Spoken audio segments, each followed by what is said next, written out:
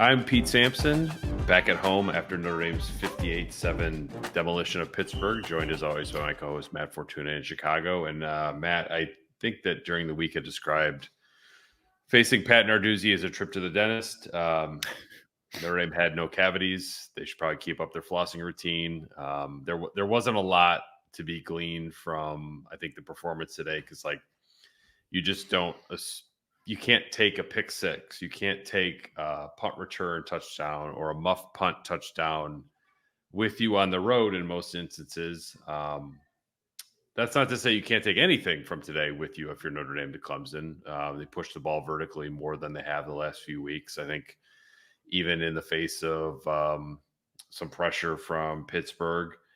But, overall, today probably said more about Pittsburgh than it did about Notre Dame, but I think next week we'll say a ton about Notre Dame and sort of where Marcus Freeman has the program. Yeah, to belabor the point with the analogy, Pat Narduzzi needs some mouthwash, especially after his postgame, which you can find it on Twitter. A number of Pittsburgh reporters, Noah Hiles among them, was tweeted Pat Narduzzi's postgame press conference. Narduzzi said, quote, "We lost a lot of good players last year. We thought we'd replace them, and we obviously didn't do a good job with that," end quote. And from there, it was a quote tweet storm by people presumably on that long flight back to the Steel City, which already prompted Pat Narduzzi to tweet through it essentially and say he's 100% responsible, yada, yada, yada.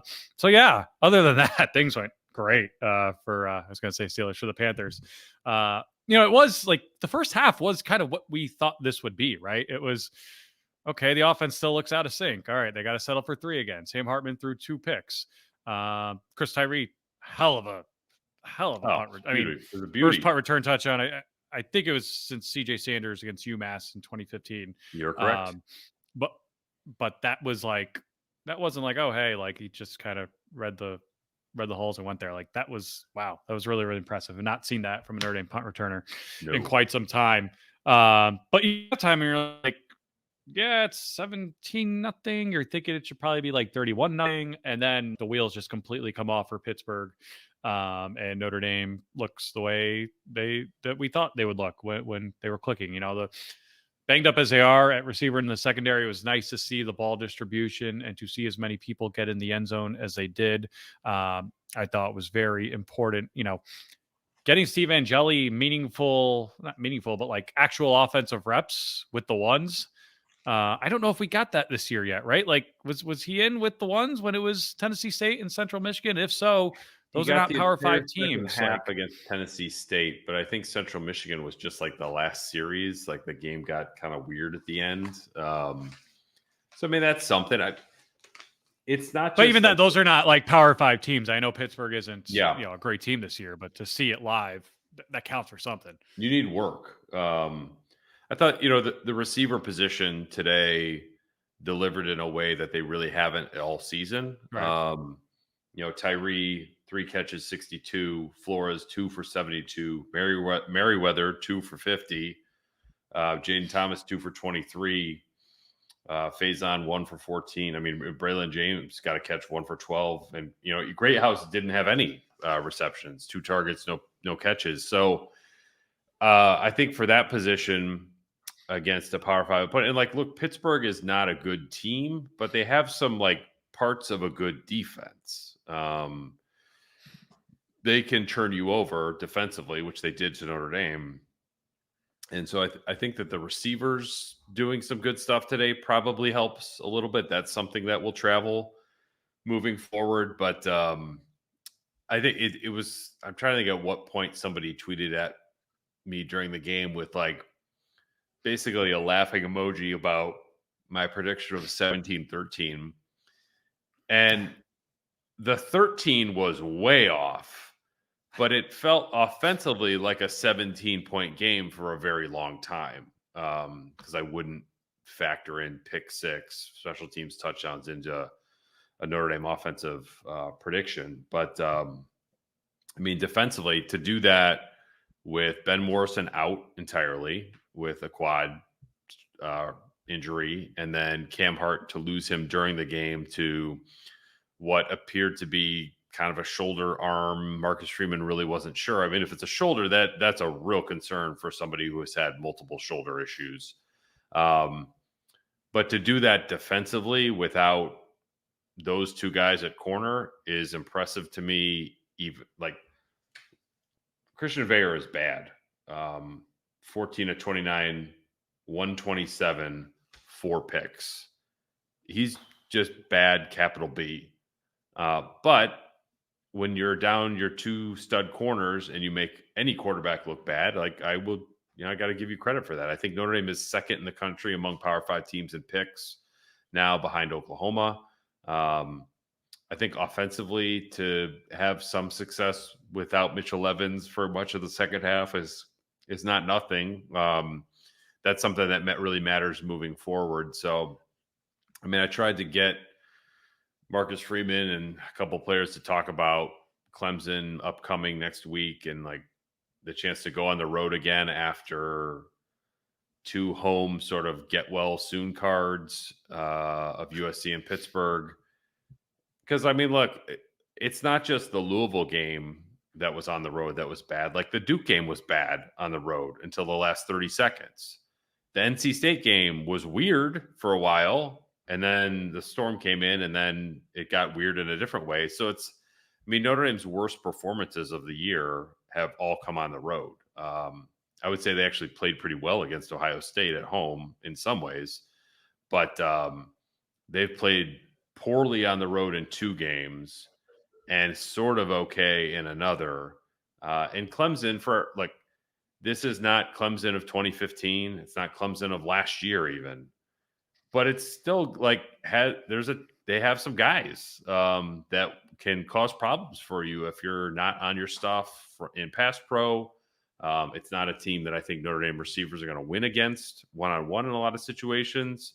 So for how much Clemson is asking Notre Dame different questions than we would have thought in the preseason or the summer, particularly with the noon start, that's different than saying like, Notre Dame should just go down there and roll over Clemson. That's not the case. I think if Notre Dame goes down there and wins at Clemson, that will be a significant win. I realize Clemson will be 4-5 after that would happen, but there's a big difference between like you should go down there and just roll them, and if you take care of your business and play a B+ A- game, you'll win. Now I think Notre Dame's in a spot where if they play a B+ A- game, they're winning that game. And then they're finishing 10-2, and then they're going to a New Year's Six bowl. And I think at that point, this season feels like it's got some guts to it. Not to steal a Dabo Clemson line from 8 years ago. It's a must win, right? Because that's your season now. Like you win that. Feel like that to me. We can essentially pencil them in as a New Year's Six team. I feel confident saying that. Yeah. And if they don't win, that's very disappointing. I mean, I tweeted this out. I don't know if you saw it. You want to guess what Clemson's record is over the last 12 games they played? Full season? God. What, are they like 5-7? Good job. Yep. They're a losing program. And if you saw that game today, like they lost by 7. They were down 24-7 in that game. And we all saw NC State this year more than enough. And that's not a great football team. The best or worst part, depending on your perspective of that game, was Dave Doran going crazy and walking off the post-game interview set with the poor schlubs who are assigned to the CW Network ACC Game of the Week, which again this week.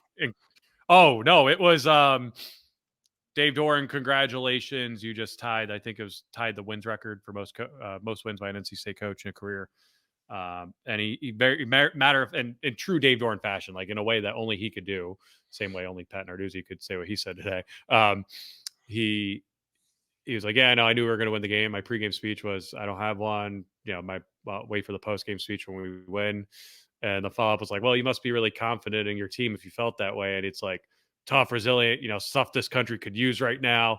And by the way, Steve tells Steve Smith back in the studio, we're not a basketball school and he can kiss my ass. And then he stormed off. Great. I was like very confused because I'm like, what did the CW deserve that? Yeah, right. That was my first thought, right? Like you're watching a high school level broadcast and they're like, what the hell's going on here? But Steve Smith, the Utah great, Carolina Panthers great, was the guest picker on game day, and I guess he made a comment. But I'm like, Steve Smith, like he said basketball, so I'm thinking Steve Smith, the basketball player. Michigan State. And it's like I'm like Stephen A. Smith was Michigan. Yeah, it was not him. It was Steve Smith, Utah Steve Smith. But I'm thinking Stephen A. Smith because he's more famous than both of them, and he was on the huddle in the studio or whatever a couple weeks ago. So anyway, yeah, that was like, all right, here we go. If only they were actually a halfway decent team this year. But like a noon game for like, what were the odds at the beginning of the year that Notre Dame Duke would be Notre Dame Louisville would be ABC primetime, and Clemson is a noon game between one team that's literally at 500 has the same record right now as Northwestern.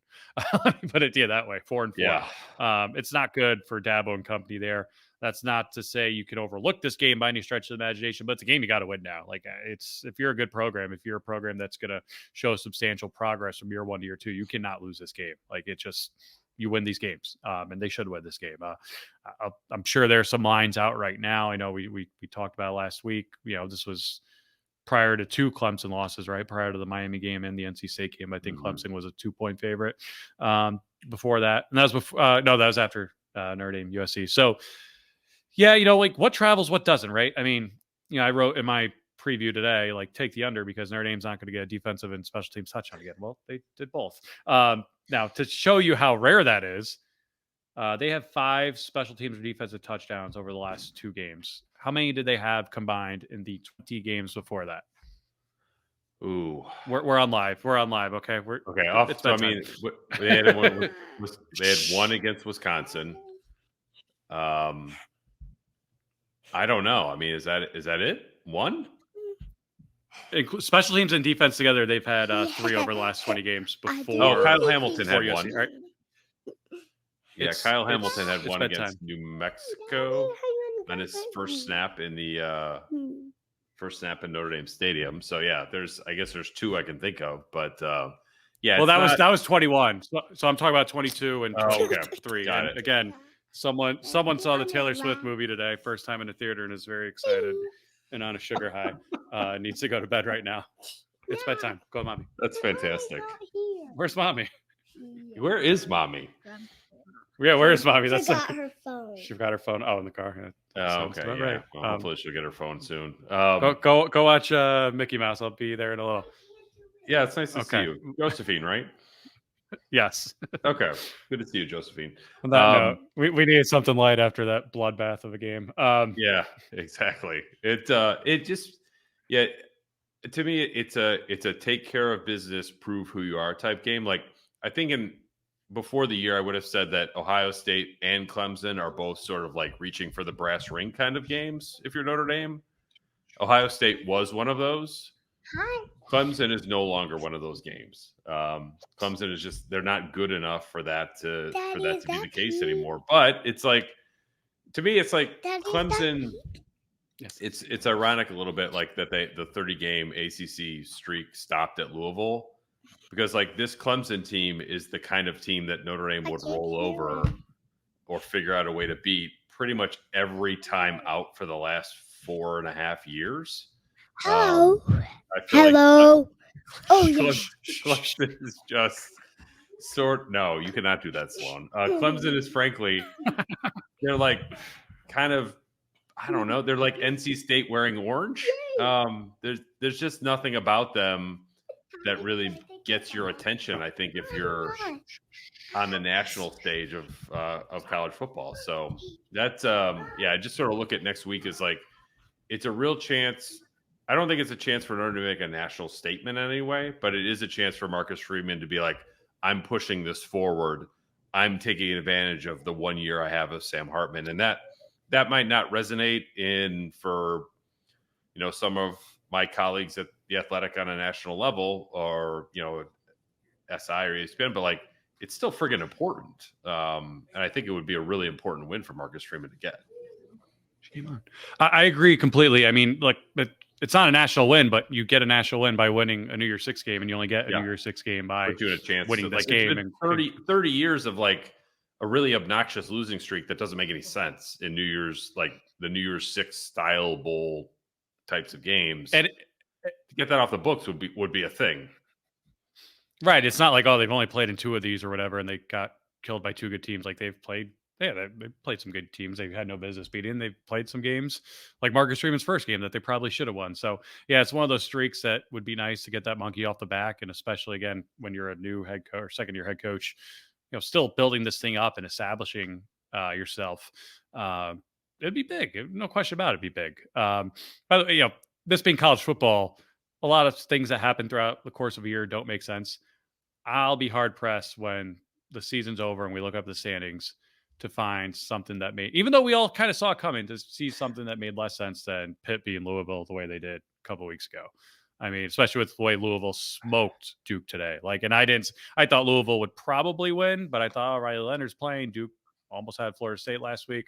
That one made no sense. And by the way, as long as we're going around the country here, USC didn't just give up 49 points to Cal.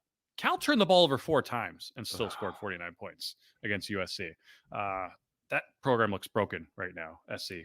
Notre Dame played a big role in helping to break it their last time out. I think they kicked out the second and third legs of that table. And that's just pretty much collapsed ever since. It's but I do look, I realize Notre Dame is not going to the playoff, but New Year's Six is significant, and you have to be ranked at a certain spot to do that. What does the committee like to do? They like to talk about top 25 wins. It would be good for Notre Dame to have at least one in USC, as long as that can be the case. Duke is not going to be one anymore, and I don't think Notre Dame want to get what the Notre Dame doesn't want to have to make an argument that the reason they should be ranked at 9, 10, or 11 is because they have a great loss against Ohio State. They have to have some kind of win of significance. And I just said 5 minutes ago, Clemson will be a significant win. It won't be a significant win to the people in that room. And where are they? It was Gaylord, Texas or something. I don't know where they are. Grapevine. Wherever they meet, Grapevine, to talk themselves in circles. Hey, that was where before you were around, my friend, when I was still there, our first ever athletic meetings were in a little boardroom in that building in the college football playoff building. In Grapevine. You want to have USC hanging around if you can, if you're Notre Dame, but USC, by the way, Washington, Oregon, UCLA, if they win 2 of those, I'll be floored. If they win 1, I'd be impressed at this point with the way they're playing. Just one, just get one of them. Yeah, just get one of them. Finish 9-3, maybe if you're USC. I guess. Well, even Louisville. I mean, it's hard to project out Louisville because a lot of what they've done hasn't made a whole lot of sense, particularly that Pittsburgh game. But then you see them play the way they did today, and you look at that schedule, and you think they could go 11-1, right? And again, you don't get credit for good losses, but we had this text conversation off air. We've covered quite a number of teams, particularly in the previous regime, where the most impressive parts of it were close losses. And I could take that as a backhanded compliment. You could take it as an insult, whatever. That's just a reality situation. 2015 comes to mind, right? 2-point losses on the road to Clemson and Stanford when both were really good. The Ohio State loss this year, the Louisville loss this year, as poorly as they played, that may turn out to be a really good football team, record-wise, when it's all said and done. And if you go 10-2 against that schedule, again, I think you're more likely in the New Year's Six picture than not. I just have a hard time with the rotation being what it is this year. You getting left out the way you did in 2019, but steps in the right direction. I mean, again, one of the best parts of starting the Independent podcast was a chance to pick the brands we wanted to work with, and Roback was at the top of my list. As the owner of multiple polos, hoodies, Q-zips, and shorts, I can tell you the quality, fit, and feel is unmatched. You've probably seen Roback on Audric Estime, Kyle Hamilton, and Michael Mayer. Or maybe you saw the dozen Notre Dame fans wearing the Shamrock polo at the Central Michigan game last weekend. I can tell you I saw Roback gear in Dublin earlier this year. While the gear hasn't made me quite that athletic as those Notre Dame football players, Roback is my go-to on the golf course, heading to the lake, watching my kids' sports, or just walking the dog. So make sure you're comfortable throughout the season with Roback. Use code IRISH for 20% off your first purchase. That's code IRISH for 20% off all hoodies, polos, Q-zips, and more. Matt, what have you always said is my biggest weakness on fall Saturdays?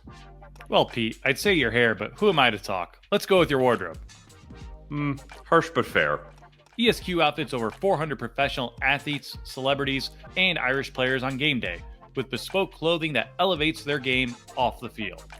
ESQ sculpts every garment with precision, helping you look your best for work, weddings, celebrations, or in your case, Pete, the press box. Listeners of The Independent can get 15% off their first online order by using the code IND15 at checkout. That's IND15, or visit them at their Chicago showroom for a full custom look. Head to esqclothing.com to create your perfect fit. Again, going back to the subject of this game, even though it was 17-0, I didn't feel great at halftime, right? I'm like, we still. Yeah, I mean, Marcus Freeman didn't lot. feel great at halftime. You know, when he got up in his No. post-game press conference, it was just like, yeah, it's like the offense wasn't what I wanted it to be. Like, and then he was like, but it's a team game. Like we're all responsible for it. But like, the offense just felt like it was not getting into any kind of gear whatsoever. And it was one of those things where like, it was 17-0 at halftime. If Notre Dame stopped playing offense in the second half, if they just punted on first down, they would have won 17-0. Pitt was that bad. But like they still would have won by more than that with their defense. Yeah, that's true. Good and point. special teams. That's not the point. The point isn't to just like beat Pittsburgh. It's to like, you know, what's the truism or the talking point that they have is like they're chasing their full potential. Like they weren't hitting it in the first half. Second half they got closer. But I want to see the offense show up next week. I want to see them run the ball the way that they did today. Audric Estime finished with 19 carries for 114 yards, 3 touchdowns. Jadarian Price gave you a little something, 6 for 35. They didn't really get Jeremiah Love involved in the run game. He did have 2 catches for 26 yards, but it's that's the kind of stuff that I want to see them go to Clemson and do. And like, look, last year when they played Clemson, that was a better Clemson defensive line than what they have now. And they savaged them. So like this offensive line has it in them to do it. Audric Estime has them in to do that. And then if you can get Sam Hartman taking shots over the top, like, then I think the offense would show some signs of progress in a way that we've kind of been waiting to see since NC State? I mean, I was having this conversation with someone today, and I don't say it like you got the same or worse record than any given year and be a much better or worse team. I don't want to oversimplify it by that, but like, you know, if you were to lose next week, I think the season is going to be looked at as a disappointment because you had this really good quarterback that you haven't had in a while, and you lost 3 games with them. But like, you look at the way this offense has played, particularly once they got into the quote unquote conference portion of their schedule here, and it's like, you know, he won them the Duke game clearly, but like, if they had an average quarterback, Sam Hartman. Okay, Sam Hartman. But if they had like average to good quarterback play, like a guy who didn't have the credentials that Sam Hartman did, I'm not sure any of the other final results go differently. Today was the one in the second half where I thought, okay, this is a team that's you know, we talk about Jared Parker getting ahead of the defense. We talk about the offense and the defense setting a tempo and you know, putting their imprint on a game rather than playing reactive, so to speak. And I thought second half, it was nice to see that. Again, the competition was what it was, but you know what? Pittsburgh probably should have beat Wake last week. They beat Louisville 2 weeks ago. This team won the ACC just 2 years ago. It's not a nothing program. Sam Hartman had 288 yards. True or false? That's the most he's had in a game in a Notre Dame uniform. Is that true? No, it's false. Okay. He had more against Central Michigan. All right. That's the only time he went over 300. Power 5. I thought when I saw it after, well, only time against Power 5. Most against the Power 5. But again, he hasn't been asked to do a whole lot as far as passing. By the way, I want to shout out Chris Tyree. Earlier this year, I would not have guessed he'd be able to make the plays in the passing game that he's made the last 2 weeks. He had obviously the big catch against USC last time out, another big catch, tough catch, I should say, today, in addition to the punt return. that's what you need to see, especially when the receivers are as young as they are and everyone else is either hurt or dropping passes or not getting separation. I just thought that was a big kind of overlooked development when you look at things you can pull out of this game and project forward to next week. Another one, not good, obviously, but Mitchell Evans in real time, I think that probably looked worse than it is. Again, I don't know what the status is, but like you see that in real time, you're thinking, oh no, it's a left knee. Looks upon further review like it was probably above the knee, which would probably indicate a bruise. And again, not good, but not as catastrophic as I think we all think when we see that happen. Certainly and look jaws drop and we hold our breath. Worst live bet. I totally agree on Tyree because it's like he's a fairly easy guy to like. If you're a fan to root for, right? Like he's got a little bit of the Avery Davis in him that way. Like they're CJ Pro size, like just journeyman who settled at slot receiver. Sharp, bright, engaging guy. How many? He was a 5-star. He was pushing, at one point. He was a top 100 player for sure. But like those guys do not have these careers in college. They don't.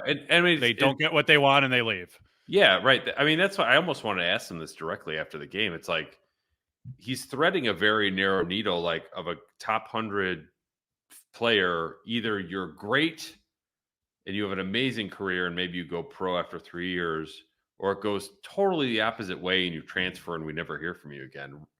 I don't think there's a lot of stories of guys who struggled, they moved positions, and like it all worked out in the end, but it took a long time to get there. And I give Tyree a ton of credit for putting in the long amount of time to get there, because I just think it's easy for guys with that profile to have a dozen people in their ear telling them that they're getting screwed or they should seek another opportunity, or just like don't change positions, just like you're a running back, do that. And Tyree, to his credit, man, he just kind of kept working at it. And he's not somebody that when you talk to people behind the scenes around Notre Dame, it's not one of those like, oh, I can't believe it worked out, I thought he was leaving. Like people in the program wanted this to Tyree to get to this point, and the fact that he is here now,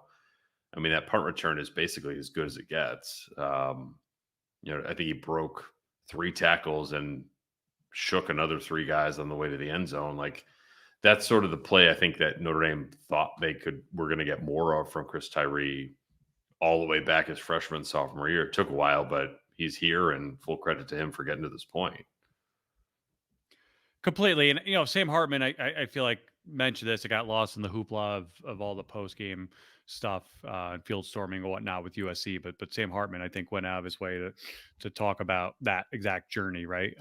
During his USC post-game press conference, just like, hey, I hit that guy for a long touchdown, and that guy's seen it all. And for him to stick with it and do what he did it's impressive. You do not get those kind of happy endings as a recruit. Again, you don't see these profiles anywhere. You just don't. Yeah.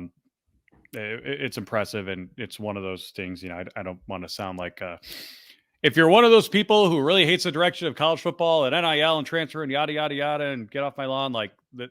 Like Chris Tyree is a nice reminder of you. Like it's not all terrible. Who could come back for another year as well? That's right. That is. And right. I think like if he put together 13 games like he did today, there's probably some money to be made in that for Chris Tyree at the next level, never mind at the NIL level. He's an athlete, right? I mean, that's first and foremost. That's something you there'll. I feel like he will find his way in whatever role, whatever team he's invited to or drafts him, needs him. The same way CJ Prosise did, and Prosise did not have the recruiting profile that Chris Tyree did, but. He made it work in the NFL for a couple of years, and credit to him for doing that. I don't know how we made it this far into the show without mentioning Xavier Watts. 2 more picks. I don't know if he got a game ball this game, but I hope he did. He's at 6 on the year. That leads the nation. There were a couple people entered today with 5, so he could be tied or down by the end of the day. But yes, that is That's 6. That leads FBS. I'm doing the math right now.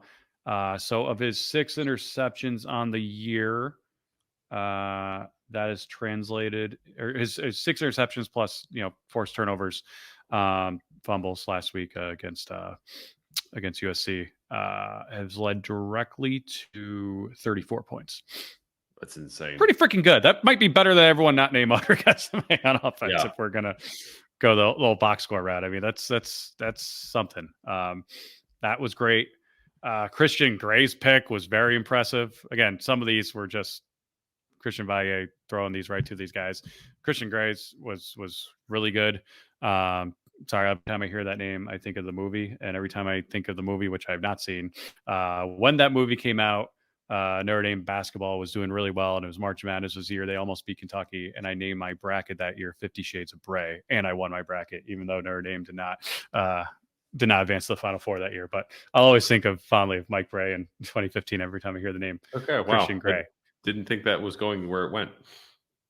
But Hey, it was a nice pick. I got to give him credit for that. It was a very nice pick. It was a very nice pick.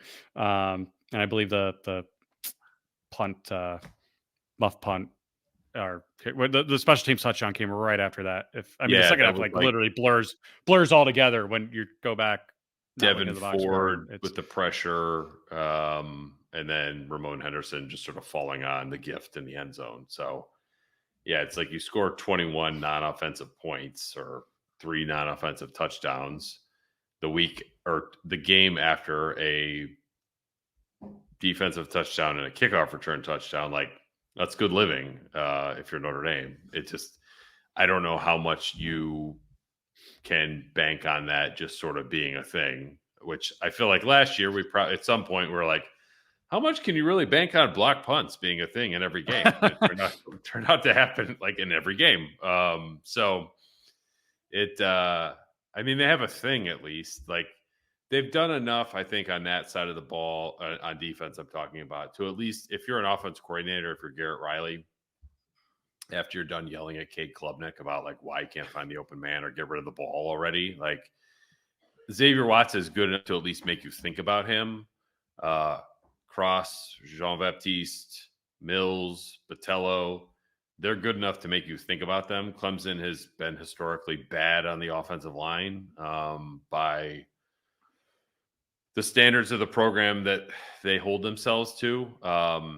And I would argue that, like, Notre Dame's defensive line has been in some ways like the story of the season in terms of, like, which position group has really blown the doors off and gone way above and beyond. I'm not sure there's a position group that's done anything more than what we thought they were going to do before the season. Sure.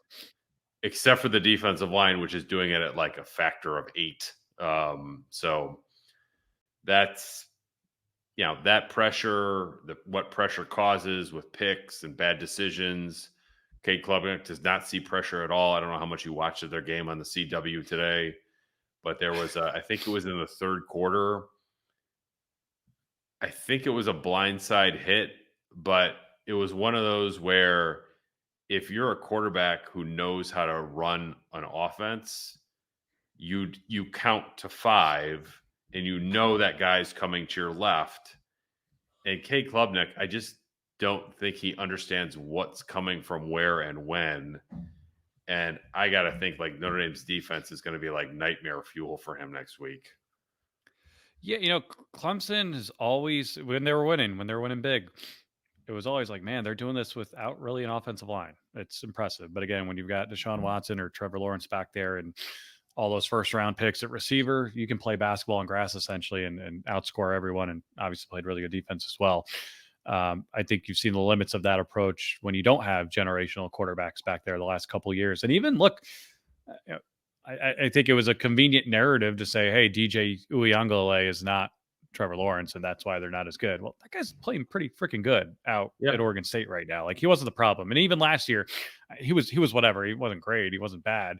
But everyone at Clemson was like, you all keep saying, like, put Klubnik in, like, Klubnik, like, there are levels to these high 4 and 5 stars, right? Like, I remember not all of them are generational guys. I remember you saying that at the game last year, or like maybe on our old podcast going into the game, about like the whole, like, play Klubnik, and people at Clemson saying, like, the dude is just not ready to play. Yeah. And he still doesn't look like he's ready to play in he some doesn't. moments. And,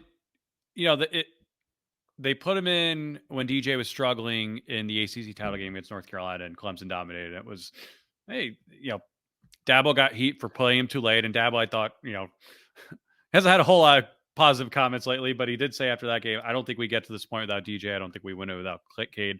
And I thought he was right. Because again, especially the true freshman, that guy wasn't going to do in game 1 or 2 what he was able to do in game 13. But it really hasn't gotten better there. I keep coming to that pick he threw off his back foot by his own end zone at Notre Dame. Yeah. And then they take him right out. Like that was a desperation move of like, all right, what in the world are you doing? That one felt like, from a Clemson coaching staff standpoint, it felt like, okay, we're going to try it your way now, everyone. There you go. See, like we're going back to DJ. But again, like Brandon Streeter is a hell of a quarterback coach and maybe the best recruiter on that staff. And he's a Clemson man who played there and is the son of a coach and just beloved around that program. If when Venables, Elliott, and Scott, all those guys who became head coaches were there, everything I was told and based on my personal interactions with each of them, I would have said Brandon Streeter is going to have the best coaching career of any of these guys. And after 1 year of being the primary play caller, he got fired to bring in the Broyles Award winner, Garrett Riley. And again, you don't do that. You don't exhibit that quote unquote cold-heartedness, the way you bench Kelly Bryant, a senior, for Trevor Lawrence, the way Nick Saban benches Hurts for Tua. Like you only do this when you know you've got a move that's going to take your program to another level. And it's completely backfired this year. I mean, but you look at the year the Riley brothers had last year at USC and TCU versus the years they're having now. And it's like, boy, life comes at you fast, man. Like Clemson could win next week. We've seen Notre Dame play some not great football at times this year, and Clemson still has a very talented team. Who knows what kind of environment it'll be for both sides at noon, because that's not the way we kind of pictured that game being from a setting standpoint a couple months ago. Will they still play Phil Collins in the air tonight when the game's at noon? Like, how does that work?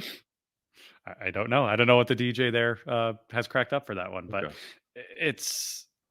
Even if Clemson wins, it's like, all right, like it doesn't do anything for them in the ACC play, which they're out of by now anyway. Yeah. It's weird. It's gotten really bad, really fast there.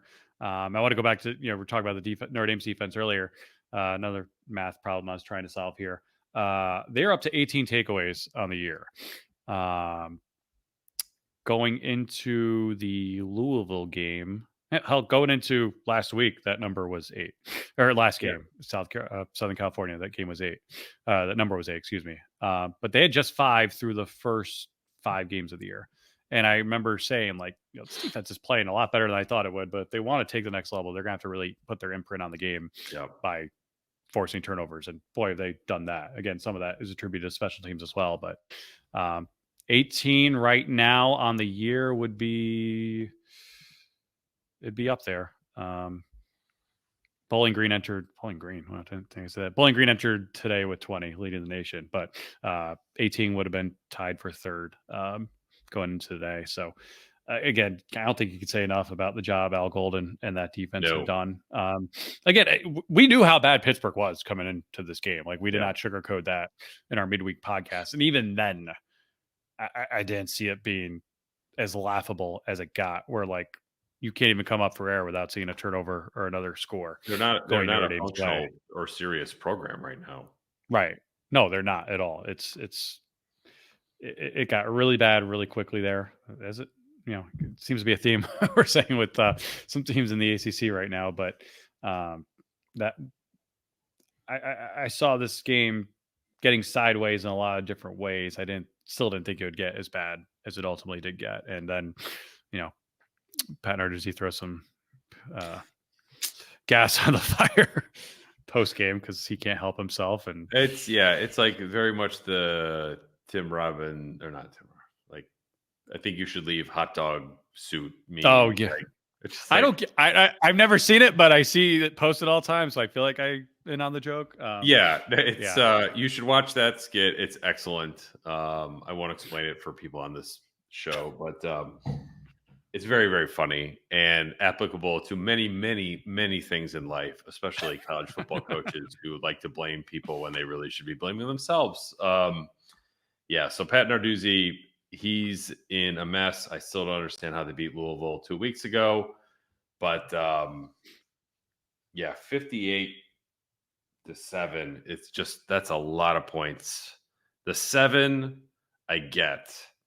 The 58 is kind of tough to get your head around if you're Notre Dame, especially when it was only 7. Like if I saw 58-7, I think it's like 41-0 at halftime or something. You know what I mean? Like you would have thought Notre Dame had, I don't know, 525 yards of offense, which they did, but it just didn't feel like they did. No, it didn't. It didn't feel that way at all. It just felt like big play after big play.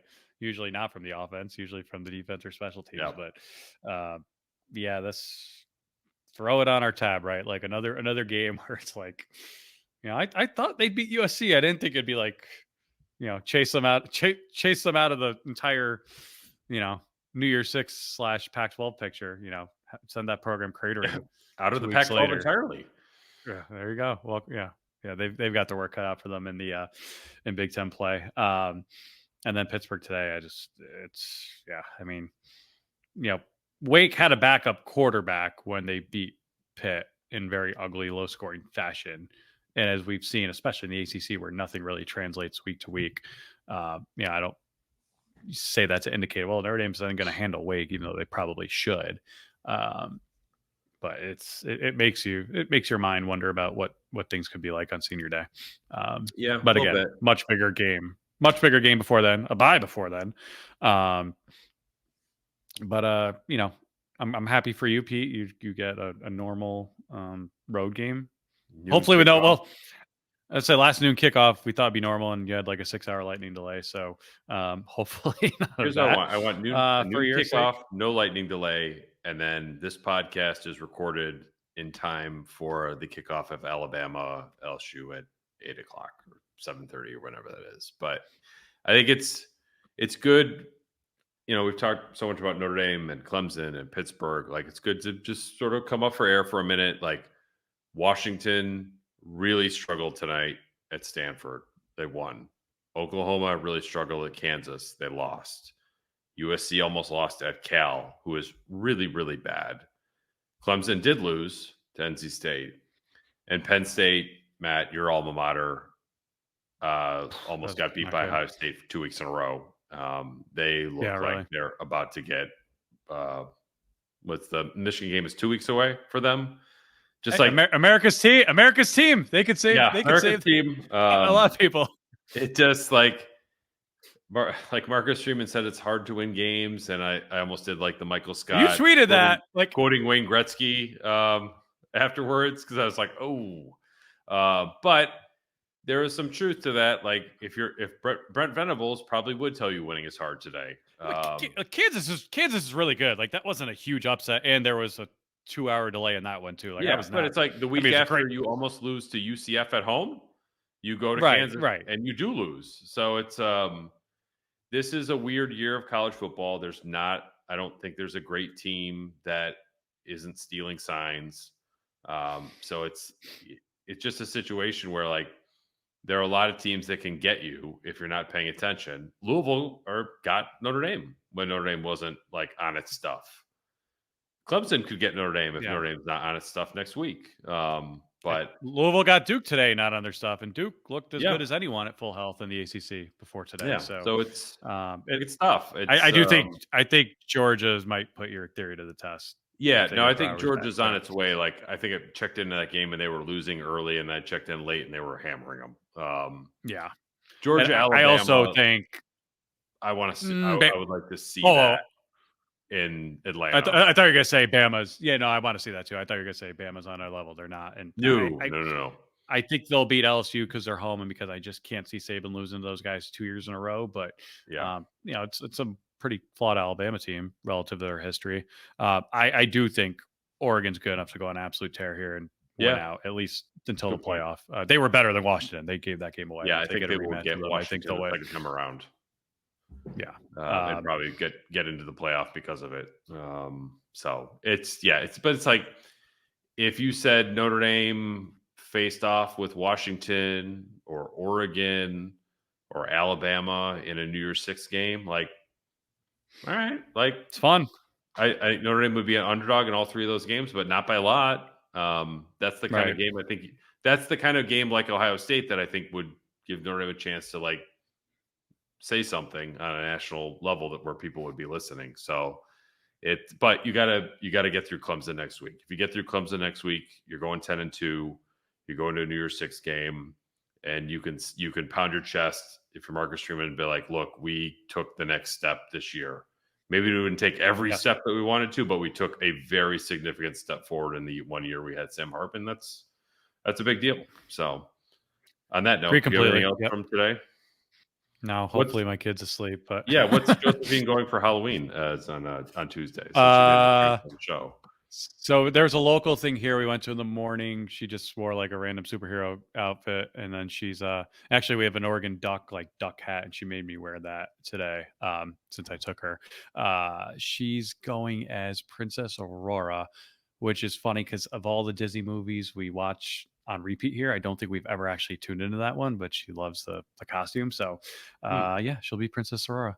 Okay. And it might snow here, so that'll be fun. Okay. We got Sloan went as Travis Kelce's girlfriend. Oh my God. Sorry. No, I was going to do an over under on this weekend. How many combo Swift Kelsey costumes will we see? So when you say Kelsey first, I was like, and then Tate went as Spider-Man, which I appreciated at the Halloween parade as a school. He is meme conscious enough to find the other Spider-Man and then do the double pointing at. So I appreciated that. So we will be back this week. We've got a guest lined up, former Notre Dame football player Ian Williams. Hopefully we will get that interview knocked out. Should be a good guest. Like not only is an analyst of football from a media point of view, but like I think very few people more qualified to talk about what has made Howard Cross and Riley Mills, but Howard Cross in particular, very dynamic this season. So we'll be back midweek to preview Notre Dame Clemson, as if we haven't talked about it enough already. And then I will be down in Clemson. We'll record early evening, hopefully before Alabama LSU kicks off, following Notre Dame Clemson next Saturday night. Next Saturday night. It's just reflexive at this point. Next Saturday at noon. We haven't talked about Clemson enough. Like, yeah, imagine if they were good. Yeah, that'd be crazy. We'd be doing 2 shows during the week. So until our midweek show, he's Matt. I'm Pete. He's also with Josephine, as you heard earlier in the show. Thanks for being with us. On this episode. Not the worst interruption on Notre Dame podcast in 2023. That's all. No, absolutely not. So on that note, he's Matt. I'm Pete. Thanks for being with us on the latest episode of The Independent.